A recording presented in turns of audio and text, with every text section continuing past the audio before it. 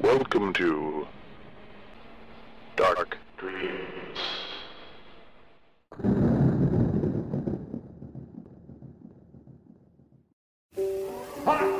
I say every house in America should have an electric chair. And every man just once in his life should sit in it, just so that he can feel the power of millions of gallons of electricity flow through his veins. I got an electric chair, that's all I need. You get an electric chair, Sheldon, you don't have to worry about the audience. You get an electric chair, you can tell them anything you want, as long as it's real. You get yourself an electric chair and they'll sit there all night long. Kind of a funny idea, sitting in an electric chair and doing a show. Well, think of the therapeutic value of an electric chair and all the money it is. Yes, sir, an electric chair in every home. The Electric Chair, a show about horror. ElectricChairShow.com. An electric chair. Wow. The Cut Purse by William Hjortsberg. We at Dark Dreams owe William Hjortsberg and the publishers of his stories, Sylvester and Orphanos, copyright 1985, a sincere thanks. The road home from war is long and hard. No fanfares for the defeated, no glorious parades. Sleeping in foul ditches, hiding from marauding bandits, Sir Giles de Ville often recalled the sunny spring afternoon he followed his duke out of the valley, all agleam in silver-chased armor, pennants gay as fighting cocks, and plod on muleback by his side. 5,000 miles of hard campaigning lay ahead of that bright procession.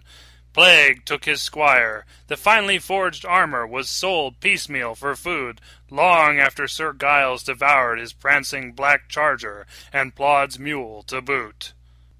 Out of all of his fine equipage, Sir Giles kept only his broadsword. A man needed some defense in these hard times. Footsore, he used it as a staff, hobbling toward the next village, a squalid collection of log huts, sunk in the mud like wallowing pigs. He remembered glorious times, days of victory and exultation, ramparts breached and towns put to the torch. Silk beds awaited the new masters, and in them silken women to keep the heroes warm at night, murmuring dove-like in their throaty, unfamiliar tongues. Sir Giles dwelled in that past, savoring moments of triumph. He recalled riding the vanguard, sword held high, and Plod struggling behind, with a treasure-laden pack-train. The spoils were all lost. Rubies and pearls and clean gold coins had slipped away like sand through his fingers. Grains of sand in an hourglass, Sir Giles thought, the days of his life squandered like stolen treasure, and instead of silk sheets, he was lucky to have a pallet of lice-infested straw at night. The tattered warrior limped to the door of the village inn, hoping for a few hours by the fire, in exchange for whatever menial labor the landlord might offer. Sir Giles was lucky in his choice of lodging. When the innkeeper saw the cross sewn to his ragged cloak, he not only had his place by the fire, but a full loaf of bread and a bowl of stew to dunk it in. Nothing too good for a palmer. It was enough for the weary crusader to sit telling tall tales and answer his host's questions about the Holy Land. When the candles guttered low, well past the time when decent Christian folk were snug in bed, the innkeeper bade Sir Giles good night, his head a-whirl with Saracens and sword-play. Guests slept in the tap-room, catch as catch can by the fire. The landlord stayed in the loft upstairs with his family. He was on his way when a loud knock at the barred door yielded an elderly Jewish merchant seeking refuge from the storm. If it was no trouble, might there be a space in the barn for a weary traveler to pass the night? The publican was indignant. He'd not have his stables defiled by a Jew. With a sharp curse, he ordered the old man back out into the rain. Sir Giles interceded, reminding his host of another innkeeper who denied a family lodging more than a millennium before. Filled with remorse and Christian charity, the landlord relented and, to his own amazement, even offered this Hebrew space on the floor by the fire. What would his wife say in the morning, he wondered, climbing the rickety ladder to the loft? In spite of all seeming benevolence, Sir Giles' motives were far from altruistic. As he made room for the merchant, he couldn't take his eyes off the fat purse dangling from the old man's belt.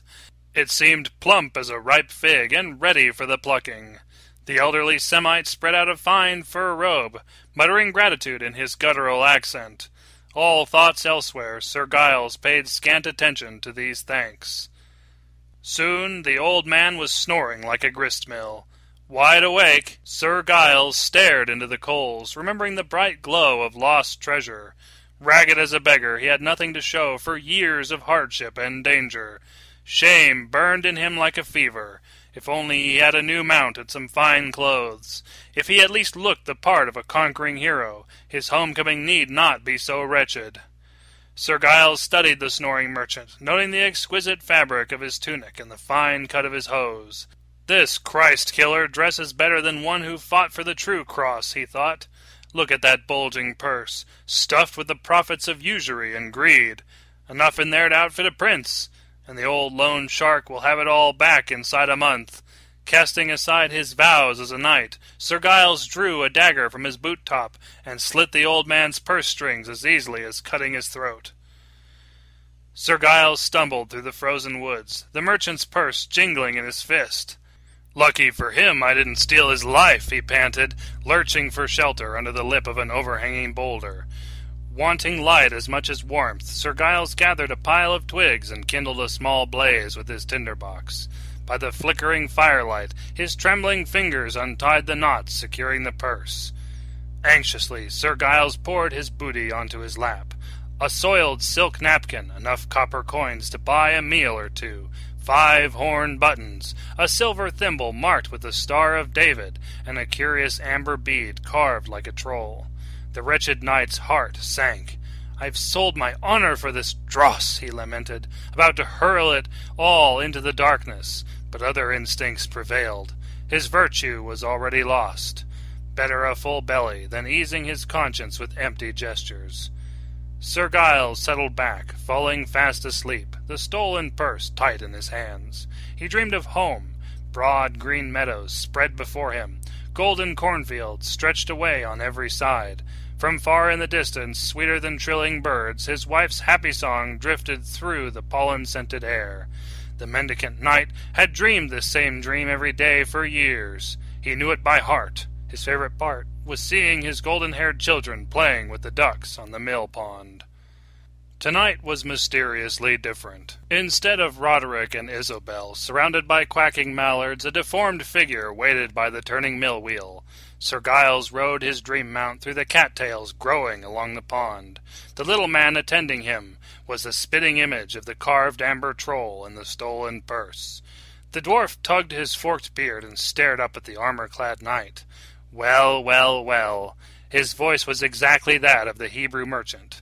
"This is your lucky night. There are only 2 left." "2 of what?" asked Sir Giles. "Why, wishes, you blamed fool. What sort of charm do you think I am?"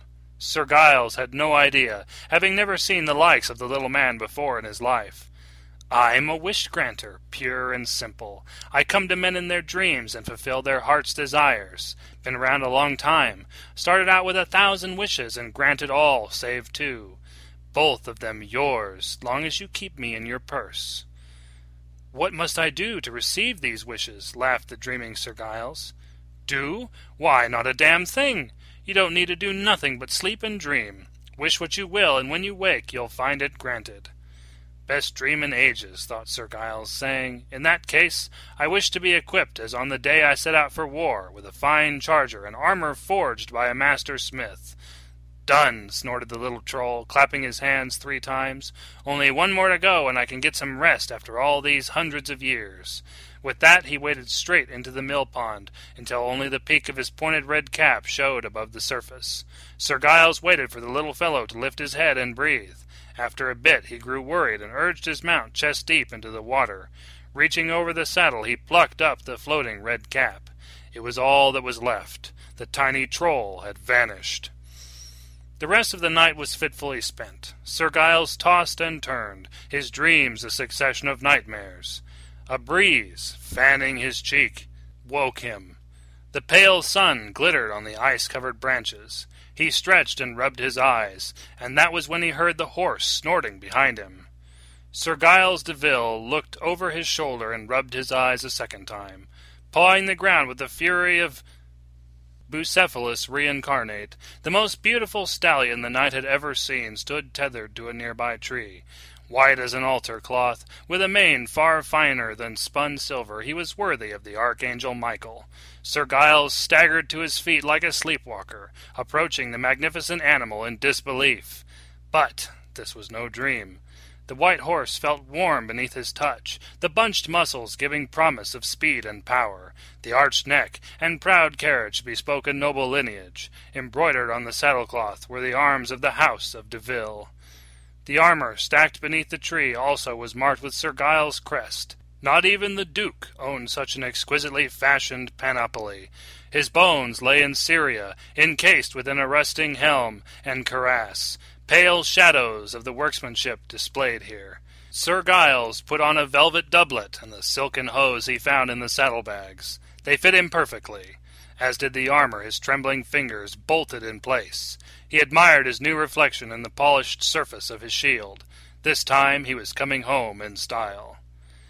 If life was a dream, the world would sleep forever, lost in an eternity of blissful reverie. Sir Giles de Ville's awakening came when he topped the rise overlooking the valley and trotted his fine white horse past the stone bridge at the head of his summer pasture. All his endless fantasies of home dissolved at the sight of the parched earth and blasted trees. His fields lay fallow and barren, the orchards blighted. Death and decay surrounded him like an evil malady. Things grew worse when the manor came into view. The barns and outbuildings were in ruins. Charred roof beams thrust above the fallen walls. Sir Giles spurred his horse to a gallop, but even at this distance he saw the great hall was lifeless, the windows blank and desolate, like empty eye sockets in a skull. He dismounted outside the yawning front entrance. All was silent, save for the random banging of a broken shutter in the wind. The frantic knight ran up the weed-choked path, afraid to call out for his loved ones, afraid to hear his voice pronounce their names. He looked into the shambles of what was once a splendid banquet chamber. The furnishings lay splintered across the floor. Through a dim haze of smoke he saw a tattered man crouching by a small fire on the hearth, a homeless beggar, such as he had recently been himself. "Who are you?" he cried, rushing toward the tramp, sword in hand. "What has happened here?" The vagabond cowered in terror, his yellowed eyes fixed on the threatening blade. "Please excuse me, kind sir," he whimpered. "I am but a wayfarer, taking refuge for the night." Sir Giles lowered his sword. "Where is the family who dwells here?" "Long gone," the ragged man sagged against the sooty wall. "Carried off by the plague, they say. The householder was away in the wars, and no one to defend the place against looters. The world be full of vile thieves, more's the pity." "Then they're all dead." "Aye, dead as dreams." The grieving knight's strangled cry was as bleak as an icy wind blowing across 1,000 miles of frozen wasteland. He dropped his sword and staggered into the sunlight, the terrible sound hissing from him as if he'd been shot through the lungs by an arrow. Fumbling in the stolen purse, Sir Giles found the amber figurine. He clenched it in his fist, dropping the rest, and slumped beside a broken wagon. He thought he would never sleep, that grief would keep him awake for the rest of his life, but a weariness more profound than sorrow took hold. He felt exhausted, clear to his bones, and lapsed almost immediately into a deep and abiding slumber. He dreamed he was in a marble palace, with patterned mosaic floors and fluted columns of purple porphyry. Birds warbled in sunlit courtyards. Lovely fountains splashed like purling mountain streams. Sir Giles wandered from one ornate room to the next, marveling at the intricate tapestries and splendid statuary. At last he came to an atrium surrounding an azure pool where languid hyacinths floated. The little troll reclined on a couch beside a table laden with fruit and wine. He was dressed like an oriental in a silk caftan and matching turban. "So," he said, spitting pomegranate seeds into a golden vessel, "come for your final wish?" "Yes." Sir Giles wanted to fall on his knees in supplication. "Well, don't just stand there fumbling. Out with it. I'm getting a head start on my retirement, and won't be kept waiting by the likes of you. What is it this time? Riches? Fame? How about some power? Like to rule a little kingdom by the sea?" No, none of that." Sir Giles was close to tears. "Please, make everything as it was, my home and family. I want it all as I remember before I left for war." The little troll grinned. "Easy enough," he said, mouthing another handful of pomegranate. "I thought you were going to ask for something difficult. Turning back the clock's no problem. Just open your eyes and your wish is granted. Me? I plan on relaxing in style for the next 1,000,000 years." Sir Giles opened his eyes. Pale green leaves stirred overhead. Butterflies swirled against a faint blue sky. The sweet scent of pollen drifted in the evening breeze. Above the drone of bees he heard his cattle lowing, and the merry sound of his children's laughter carrying over the farmyard bustle. His wife was scolding them, but when he tried to lift his head, he found he couldn't move. He lay there, rigid as a board. His wife's angry, mournful words stabbed across the crepuscular stillness. "Roderick! Isobel! How dare you play at such an unhappy time? Yonder lies your father, cold as clay in his coffin.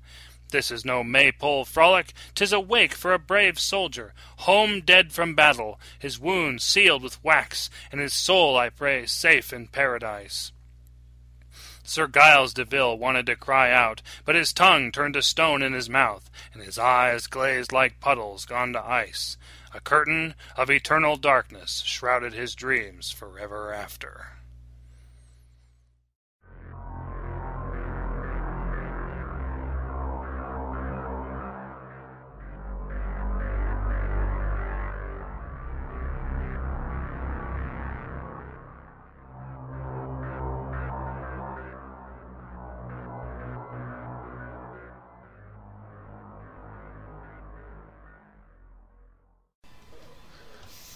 War by Regan Keeter.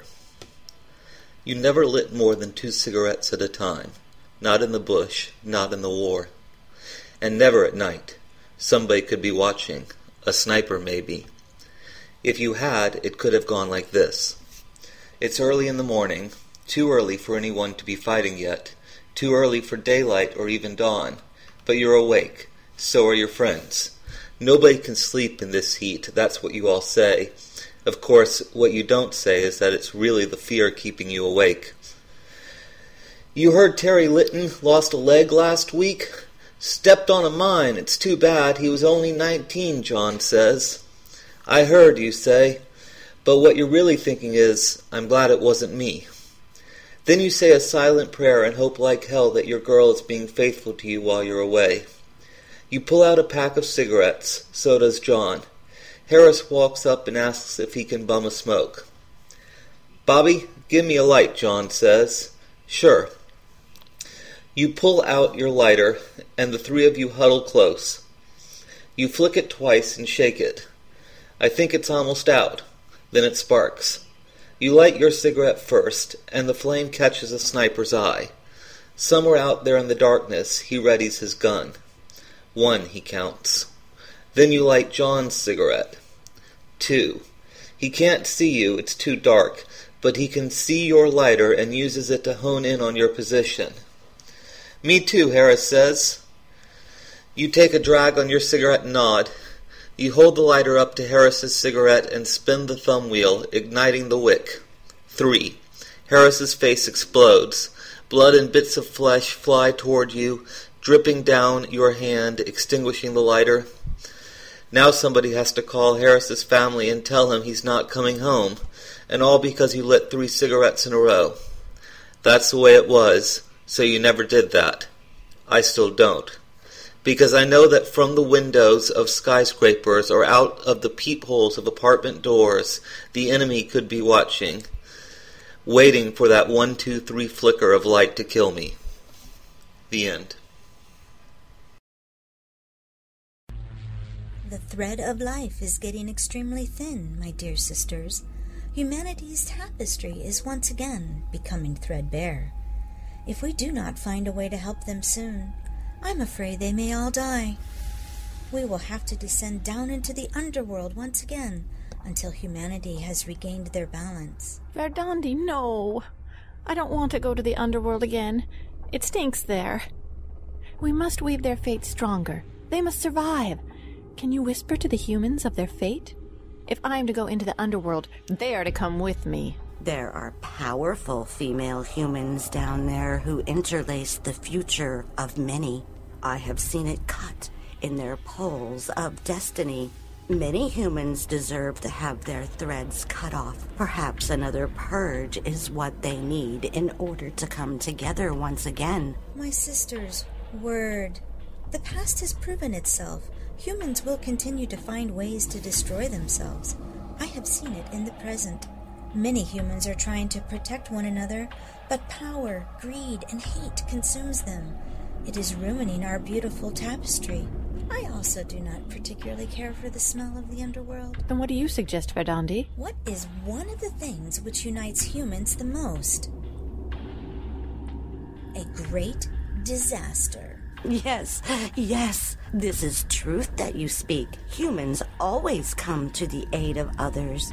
When a catastrophe strikes, they send aid from all over the world to help one another. That is exactly what we need. But would that be enough to save them? And keep us from descent into the underworld? An excellent question, my sweet little sister. I believe the three of us together could create incredible apocalyptic situations for our female humans. For it is with them the power to survive and to continue their species. In the past, we have provided them with plagues, floods, and witch hunts. Those were nice. What could we throw at them now to help join healing energies and find themselves once again? Weird, we can't kill them all. Otherwise we'll have to wait for another evolution. Of course not, dearest Skuld. We wouldn't want to sabotage their precious future. Cull out the impudence, I say.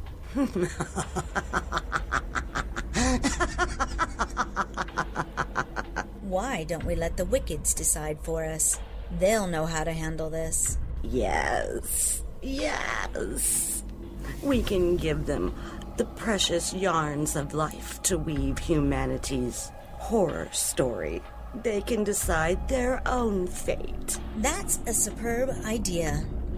I think we'll need to provide them with a few helpful suggestions to ensure their survival. I like it. What a delicious way to create chaos. The winning disaster will be their ultimate demise. Or their ultimate survival. Each woman has the ability to influence her fate based on what she's experienced in the past. Skuld, you are too much of an optimist for me. I hate the smell of rotting snails that the underworld offers. I'm not going back. I'm ready to cut their threads and end their lives. Get rid of the weak ones, I say. Verdandi, how do we find these powerful wicked women to craft a tale of survival in an impossible situation to help fortify the tapestry of their existence? It's quite simple, really. All they have to do is email to www.challenge2013@gmail.com. And in the body of the email, they can include their name, a short bio of themselves, and a headshot in order to enter the challenge. I'm in a hurry. When do they need to send this in? I don't want to step 1 foot into the underworld if I don't have to. The smell, it's just... I don't even want to think about it. Oh, we have time, my sisters. But the sooner our wicked women writers submit, the longer they'll have to craft their tales of doom. Official cutoff date for submissions is June 20th. Voters shall decide their fates by October 19th, and we will have our 2013 Most Wicked Woman Writer. She, and only she, will determine how the world brings upon its own apocalypse. And right before All Hallows Eve, too. How very fitting. Let's make this unusually interesting, shall we? I say we provide the entrance, the disaster, and an inconvenient location. And at least one item to help them out in their horrific situation. We must give them a fighting chance. Indeed. Compelling. What if we give them an untimely disability? Yes. Yes. Life is never convenient. Why should the apocalypse be any different? Agreed? Agreed. By the blood of we three, let's release the fears that be. Once again, in order to choose Earth's ultimate demise and to bring the hearts of humanity together once again in peace and love, we need you to send us your name, short bio, and a headshot to www.challenge2013@gmail.com. Please put 2013 How Will You Survive entrant in the subject line. Then, once we have all of our victims... You mean entrance? Yes, right. Entrance, I mean. We will roll the runes to decide who gets what apocalyptic disaster, location, their helpful item, and... their untimely disability. Hurry now. Those who enter will receive their roll of the runes. Then, and only then, will be revealed their apocalyptic situation. Those who dare enter early will have the most time to craft their story. Take care, and good luck. Please survive. We really do not wish to go back down into the underworld. Nothing kills the smell. Who shall be the most wicked 2013? Breathing Murder by J. Wilburn. They started early. The chapel would not hold until morning, but the other buildings in the village were broken. The survivors had fallen back as far as they could. Colin whispered, "It is up to God, boards and plaster now." The stained glass shattered behind the boards. The creature's hard beak drilled high between them. The nails groaned as they pulled loose from the wall. One of the boards splintered. The monster drew back and rammed into the barrier again. Colin's mother ran through the smaller children huddled between the pews. "Mother, no! Stay by the door, Colin!" The double doors bucked against him and the other boys pressing there. He could already hear teeth chewing through the flat wood on the other side. Colin missed his father in that moment. This had been a tough season, and his father had not made it through the height of the dangerous summer. Colin's mother snatched up the stand and lifted the torch. The beak opened, revealing sharp blue fangs. She inserted the flame against the wet tongue, licking between them and over the beak. The creature howled and drew away. Its icy breath caused the torch to flicker briefly. Black feathers fluttered into the church from the monster's aged hide. Colin stared on those feathers with hatred. He remembered his father's concern through the beginning of the year at the large amount of down and the great lack of rodents. Colin had thought it was a blessing. In the spring, the growing winged serpents had taken to attacking the livestock at night. By summer, there was no safe time. The creatures spread their bright feathers across the sun and took more than just Colin's father. The fires seemed to never end. By fall, the dragon's fires cooled, but not their full-grown appetites. The population of them made giant hordes and hunted the countryside in mass. Even as they fought each other, they tore apart any living thing they could find. The wretched, dark monsters picked through the ruins all winter until there seemed nothing left to fight for any longer. Colin's mother handed the torch to one of the men. "Don't hesitate next time, or we are lost." The doors kicked against Colin's palms. As Colin's mother passed by with his father's sword, Colin said, "I wish my father was here." She scolded him. "Turn your useless wishing into prayers for those of us still alive on this last day of our harshest season yet. Your father never saw a murder of dragons like this." "Yes, mother." Colin did not tell her, but he missed the young spring dragons breathing sulfur, and even the adolescent summer dragons belching fire. One of the boys whispered, "Why aren't they called a pack or a flock, Colin?" "Shut up and man your post," Colin hissed. Another window shattered. Colin's mother charged. The boards exploded out from the first window on the opposite side of the sanctuary. The torch hit the floor and ignited the pews. The creature breathed out its icy mist, and the man collapsed dead into the fire. Even as his clothes burned, his frozen blood turned his dead skin blue. The door cracked under Colin's hands. At midnight, silence swallowed the chapel. Children still beat the smoldering floor with coats, trying not to slip on the frost and patches of ice from the battle. Colin held his dagger with his back to his mother in the center of the church. "New Year," someone breathed. He ran for the broken doors as his mother called for him. "We must stay inside until morning, son." "Colin, don't!" He staggered out into the darkness. The church stood battered and surrounded by piles of shed feathers and scales. Most of the fledglings had taken flight into the sky to grow for another year. Colin saw one pile moving, and he advanced. The naked dragon crawled out of the black feathers, licking its soft, new skin. It saw Colin and tried to fly on tiny, wet wings. It was as small as a puppy.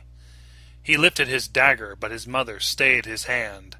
"These are not the same creatures. This is a new year. Tomorrow we rebuild in safety."